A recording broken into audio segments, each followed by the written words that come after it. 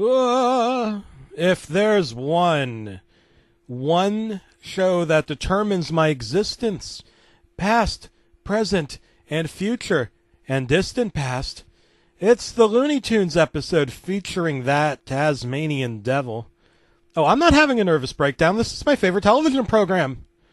Seeing the rambunctious gray mammals' adventures with their Italian wizard father Jerry and their mortal Mexican mother Teresa shocked and stirred my soul to the extent that popular daytime teen fantasy programming could possibly occur. I have devil facial tumor disease. It's spreading to my soul. We'd been getting a lot of complaints that the show was racist in its portrayal of Italians as practitioners of witchcraft. I mean, Tasmanians as devils. And one day, something truly horrifying happened at the studio. The power flickered, and a man clearly dressed as a skeleton began stabbing people. He wanted us to think he was a skeleton, but it was clearly a skeleton costume. Then he threw a jack-o'-lantern full of dead fish at us and vanished, only to get stopped by the police downstairs a few hours later. He'd been hiding in the bathroom for several hours with his pants down, pretending to be using the toilet services, when in reality he was just sitting there on the toilet for several hours. That alone was disturbing, let alone the other paranormal-themed activities in this story. He decided to continue watching The Devil. Satan was preparing some plantains for the festive Rancheros Rodeo, a late-night festival of witches brew and Italian apple-bobbing festivities. As the CEO of the Disney Channel, it was my job to scour the original lineup, looking for possible inconsistencies with the writing, pace, and tone. But what happened next?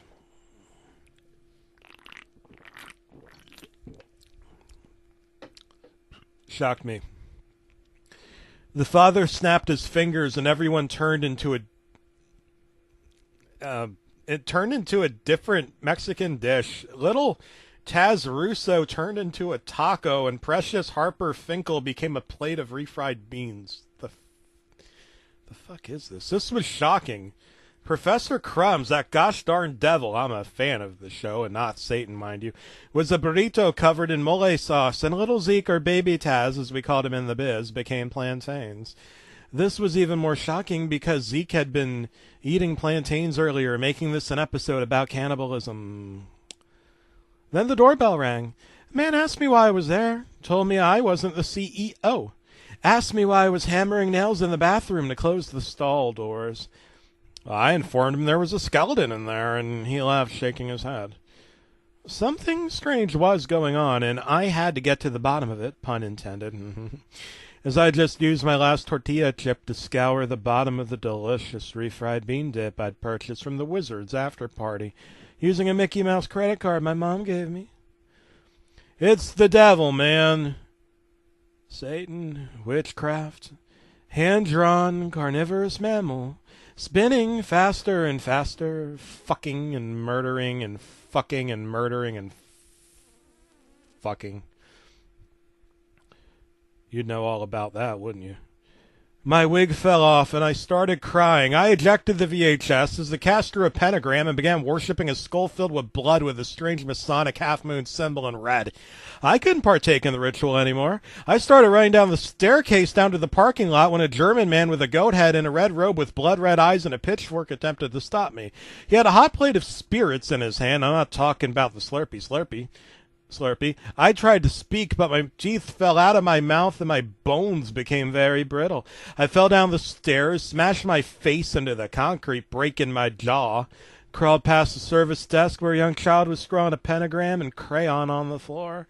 They told me Looney Tunes was owned by the Warner Bros., and before I could ask any more questions, two men with Warner name tags, presumably brothers, blocked the door and began assaulting me with various salted cured meats. was horrifying. The man in the skeleton outfit appeared, produced a small device that drained my life force, gave it to the cast members who were each over 100 years old enjoying Hispanic cuisine. All I had to do was shuffle papers, make some phone calls, prepare the quarterly earnings report. But I got too greedy. Like Icarus' wings melting as he approached the sun, so was my taco catered lunch abruptly cut short by the disheveled Hispanic gentleman pretending to be Italian. Episodio perdido, he screamed. Solo ne castilabas ver las especiado y no viste los episodios total. I didn't speak Spanish, but he appeared very angry. In our pursuit of quality Hispanic cuisine, we often lose sight of what's really going on. I was just a vagrant, a little Joe somebody who was offered a catered refried bean dinner in a room with a VCR and my shattered hopes and dreams. Now my kneecaps were shattered. I was 127 years old as the wrinkles on their faces smoothed out. They were wizards and I saw clumps of hair fall out as I slowly calcified like a tree. They made me the set piece. The background set piece, that dendrite-shaped skeleton holding a taco, or was it a tree? It was in the background, but I'll tell you, Harry Potter ain't no joke. What show was I watching again? It doesn't matter. All these signs and symbols don't mean nothing. I haven't watched TV in years, and besides, it's all reruns. Why rerun? You run once, and that's your run. No need to run again. If you run right the first time, that's all you need. It doesn't matter. It doesn't matter what show. I have to tell you something. We're all the same person. It's all the same show, and there are no commercials, nothing to buy. It's an illusion. I'm a Hispanic dinner now. I am a taco. My warm outer shell has a hard cornmeal crunch, and my internal organs consist of layers of ground beef, cheese, and lettuce.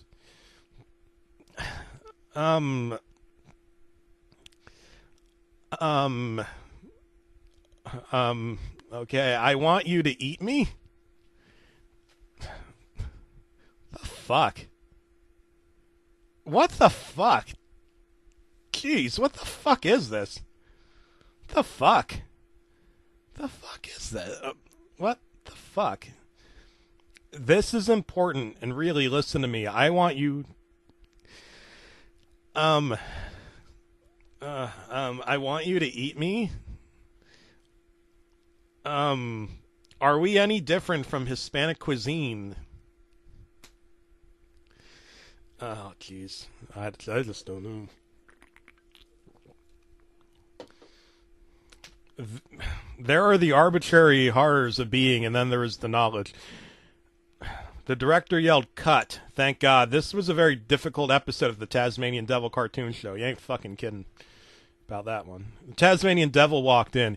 He was a real man. Hairy, furry flesh covered in cancerous lesions with bug eyes, human eyes. The Tasmanian Devil had fucking human eyes and pupils. He started spitting, but it wasn't like the program. It was just some naked, hairy man spitting and spitting. "Get away from me!" I screamed. He began grinding his hairy genitals on my leg. I picked up a lamp and smashed it on his fucking head. He screamed, and I expected row after row of sharp, sanded teeth, but instead there were just normal molars and incisors. He tried biting into me, but it barely cut my skin. I grabbed his jaw and slammed it into the desk as he fell over naked, cold, bleeding, dead. I had done it. I had murdered the Tasmanian Devil. That was when the police arrived. Seeing the body on the floor, the office in disarray, finding out I didn't even work in the building, this was some Disney show about wizards. They tried to argue with them, but they quickly confiscated the VHS tapes, as I had evidently just killed a very hairy Latino man who also happened to be a Hispanic immigrant. He wasn't the Tasmanian Devil, they said. They said he was the janitor. I informed them about the ritual, the blood cult, man in the bathroom, the goat-headed man. They just shook their heads in disgust. "Not the Tasmanian Devil," I said. "Not the Tasmanian Devil," I repeated. But he wasn't the Tasmanian Devil. And I, a disheveled, dethroned president of the office, was forced to clear out my desk as I was led at gunpoint. All right, downstairs to the police station. The naked, hairy man smiled and winked as he quickly climbed out the window and spun away. Oh, jeez. Oh, I just don't know. Just gotta keep going with this, I guess. It's that damn Tasmanian devil. He was always doing this. I just want to know who that guy is. Is he really a Hispanic immigrant, or is he the legendary real-life incarnation of the Looney Tunes murderer we've seen on daytime TV?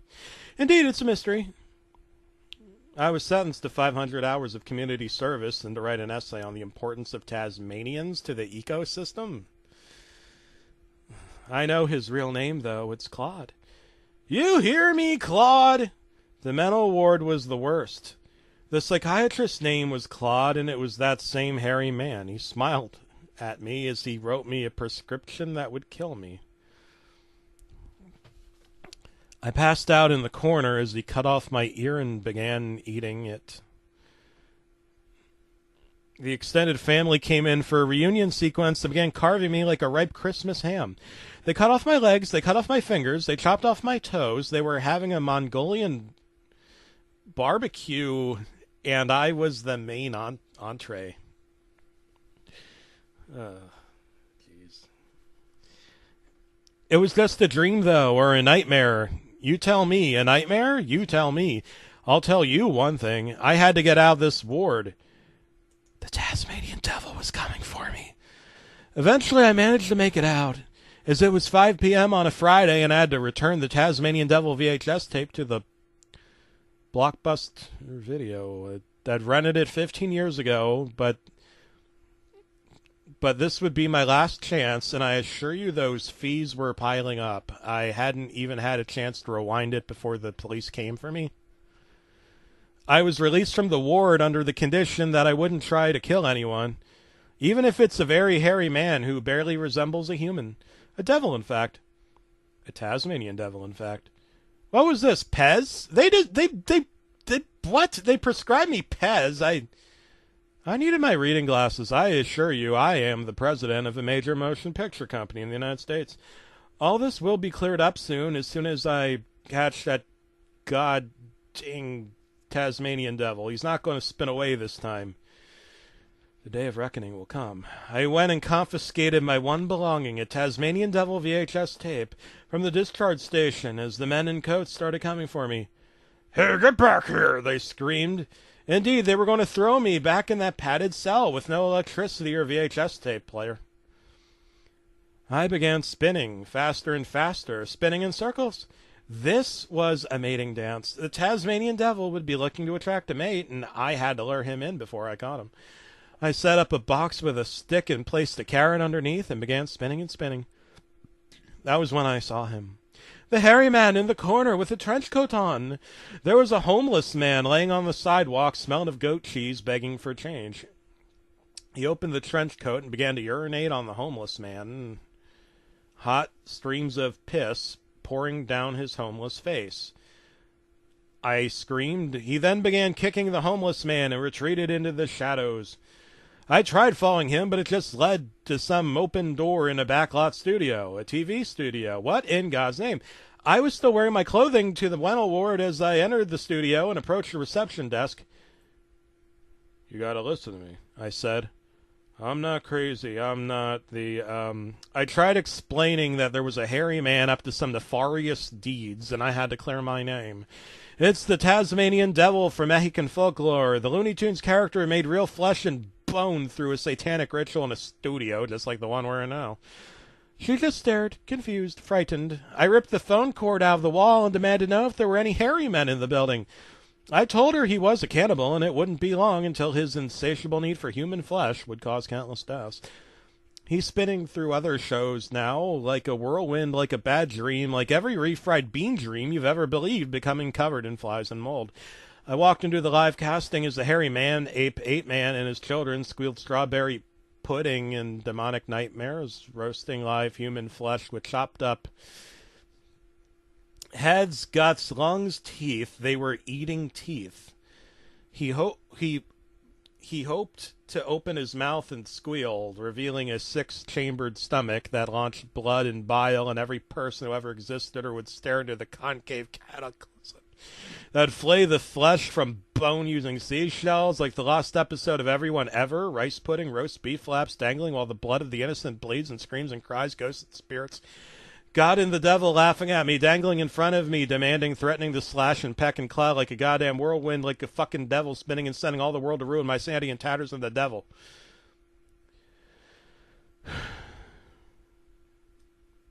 The devil. There's no love for the devil.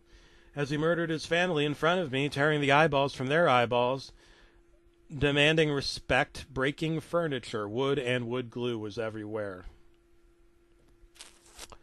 A glint caught his eye as I saw the video home system tape in his satchel with human scalps and beef jerky made from what is probably humans or maybe just regular beef jerky.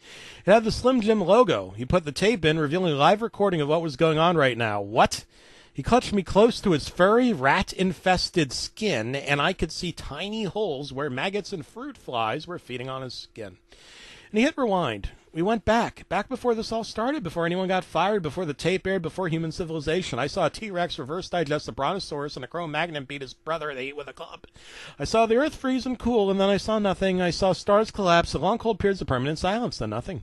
The Tasmanian devil pointed casually to the Be Kind rewind sticker on the side of the VHS tape, and they spoke, though at a low, muffled tone.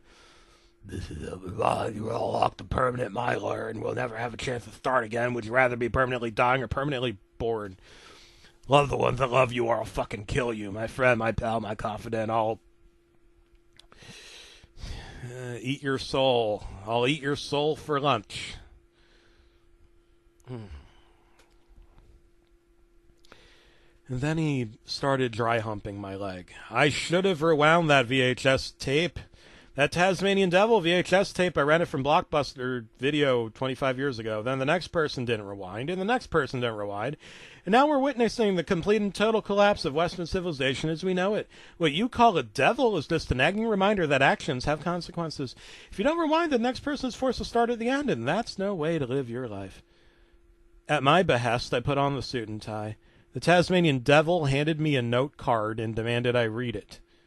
It said, if there's one show that determines my existence, past, present, future, and distant past, it's the Looney Tunes episode featuring the Tasmanian Devil.